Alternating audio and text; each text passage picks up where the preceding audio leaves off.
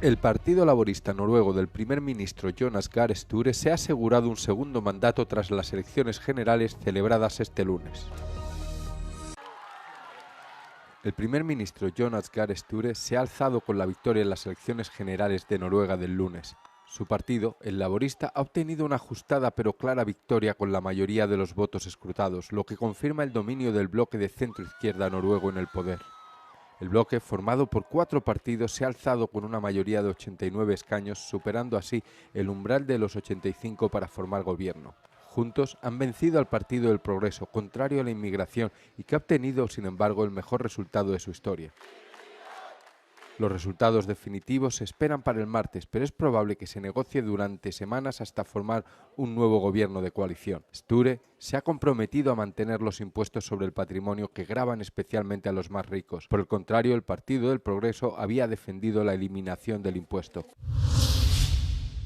France is thrown into fresh political crisis this Monday. Prime Minister François Bayrou and his minority government have collapsed after losing a crucial confidence vote in the country's lower house of parliament. Bayrou, who had been in office for less than a year, took the unprecedented step of calling the vote himself, betting that lawmakers would back his controversial plan to cut 44 billion euros in spending next year. Instead, he was handed a stinging defeat by an absolute majority of 364 votes out of a total of 558, forcing his resignation. At the heart of the political crisis are the country's fragile finances. Last year's deficit was nearly double the EU's accepted rules. That leaves French President Emmanuel Macron scrambling to find his 5th prime minister since the start of his second mandate in 2022. But outside the corridors of power, anger is growing. Grassroots groups have already announced nationwide strikes this Wednesday, and France's main unions also have planned mass protests at the end of the month to protest against these budget cuts. Sofia Katsankova reporting from Paris for Euronews. En un anuncio realizado la semana pasada, la Comisión Europea propuso duplicar su apoyo financiero a Groenlandia como parte del próximo presupuesto plurianual, una señal que dice mucho de las intenciones de Europa con respecto a la región ártica. Esta zona en torno al Polo Norte está en el centro de los intereses comerciales y geopolíticos internacionales vigentes. El deshielo provocado por el cambio climático podría acercar Europa a Asia a través de nuevas rutas comerciales que también son codiciadas por Rusia. Trade route in the north is much more convenient from Beijing to Rotterdam rather than the classic one that passes through the Malacca Strait and the Suez Canal and the Gulf of Aden, which is of course is 30 to 50% longer. It takes 14 to 20 days more than the Arctic route. Pero esta ruta no es tan abierta como parece. El 53% de la parte norteña discurre junto a territorio ruso, que pretende ampliar su zona económica exclusiva. Además, la región alberga la flota marina del Kremlin. Desde la invasión de Ucrania, el Ártico está sometido a una gran tensión. Para defender sus intereses, dicen los expertos, la Unión no puede depender únicamente de Finlandia y Suecia, que también son miembros de la OTAN. Think about underwater infrastructure, such as fiber optical cables. It's easy to understand why be present in the region is so important.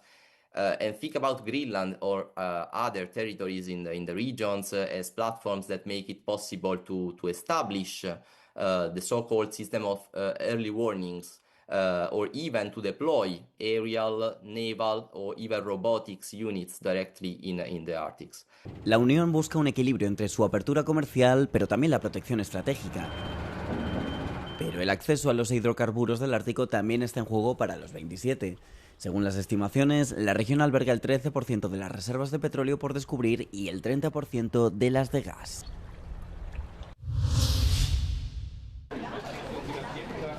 Alemania ya no es el país con más solicitudes de asilo en la Unión Europea, según nuevos datos publicados por la Agencia de Asilo Comunitaria. A finales de junio de 2025, Francia y España han recibido más solicitudes que Alemania, país que ha sido el principal destino de las solicitudes de asilo durante los últimos años. También se ha registrado un descenso significativo en las solicitudes presentadas por ciudadanos sirios, con 25.000 menos que en el primer semestre del año anterior, debido a la caída del régimen de los al-Assad en diciembre del año pasado y al regreso de los exiliados a Siria. Venezuela es ahora el principal país de origen de los solicitantes de asilo. Es probable que este aumento esté relacionado con una política migratoria más estricta en Estados Unidos, con múltiples deportaciones de ciudadanos venezolanos desde el inicio del segundo mandato de Donald Trump. En cambio, los venezolanos pueden llegar a Europa sin visado y permanecer un máximo de 90 días en los países del espacio Schengen únicamente con su pasaporte, como ya ocurre con los turistas de determinadas nacionalidades de fuera de la Unión. El presidente Trump anuncia una inminente cumbre de líderes europeos en Estados Unidos para discutir diferentes alternativas para poner fin a la guerra en Ucrania. Interesting discussions. You know, certain European leaders are coming over to our country on Monday or Tuesday, and individually. And I think we're going to get that settled. Donald Trump añadió que hablará pronto con el presidente ruso Vladimir Putin y señaló que su administración está dispuesta a pasar a una segunda fase de sanciones contra Moscú. Sus comentarios se producen tras el ataque aéreo masivo ruso contra Ucrania, que incendió la sede del gobierno ucraniano y dejó al menos 4 muertos en todo el país. El presidente Volodymyr Zelensky, tras expresar sus condolencias por el ataque, pidió medidas contundentes contra Rusia. El secretario del Tesoro de Estados Unidos, Scott Bessent, ha indicado que su país estaría abierto a colaborar con los países europeos para imponer más sanciones a los países que compren petróleo ruso y pidió más presión económica sobre Moscú para colapsar la economía rusa. Corea del Sur repatriará esta semana a 300 de sus ciudadanos detenidos tras una redada migratoria de récord en una planta de Hyundai en el estado de Georgia, al sudeste de Estados Unidos. Los agentes de inmigración detuvieron a 475 personas en las instalaciones durante el jueves pasado, la mayoría de ellas con nacionalidad surcoreana. 어느 정도 수위를 조절할 수밖에 없었던 것이 우리 지금 억류되어 있는 우리 국민 300여 명을 조속히 구출하는 것이 더 큰 일이었기 때문에 그랬습니다. Los vídeos publicados de la redada muestran a varios trabajadores esposados de pies y manos y siendo subidos a autobuses. Según las autoridades estadounidenses, los trabajadores detenidos son sospechosos de vivir y trabajar ilegalmente en el país. Sin embargo, no está claro qué visado tenían los detenidos o si ni siquiera eran migrantes ilegales. Tras un fin de semana de negociaciones, Seúl y Washington han llegado a un acuerdo para repatriar a los detenidos. El Ministerio de Asuntos Exteriores surcoreano ha declarado que no quería que sus ciudadanos fueran deportados, sino que abandonaran el país voluntariamente, lo que significa que podrán volver a entrar en Estados Unidos de aquí en adelante. Un tiroteo en un autobús en Jerusalén el lunes deja al menos 6 muertos, entre ellos un joven español y varios heridos graves. Según las autoridades israelíes, los 2 atacantes que fueron abatidos procedían de la Cisjordania ocupada. La víctima española ha sido identificada como Jacob Pinto, de 25 años y natural de Melilla. La guerra de Israel en Gaza ha desencadenado un aumento de la violencia tanto en Cisjordania como en Israel. הפיגועים הללו, בכל הגזרות, הם לא מרפים את ידינו. הם רק מגדילים את הנחישות שלנו, להשלים את המשימות שלקחנו על עצמנו. גם בעזה, גם ביהודה ושומרון, בכל מקום. El tiroteo tuvo lugar en el cruce de Ramot, en una carretera que conduce a los asentamientos judíos situados en el este de Jerusalén. Las imágenes del ataque mostraron a decenas de personas huyendo de la parada de autobús en la concurrida intersección durante la hora punta de la mañana. En Argentina, el presidente Javier Milei ha sufrido un revés electoral en las elecciones provinciales clave en Buenos Aires este domingo. La votación, considerada como una prueba de fuego para su gobierno, coincide con el resurgir del peronismo de izquierda, liderado por Axel Kicillof, que emerge como el principal opositor. Milei reconoció la derrota de su partido, el recién creado La Libertad Avanza, con solo el 34% de los votos. Estos comicios se consideran clave ante las elecciones legislativas del mes que viene. Sin ninguna duda, en el plano político, hoy hemos tenido una clara derrota.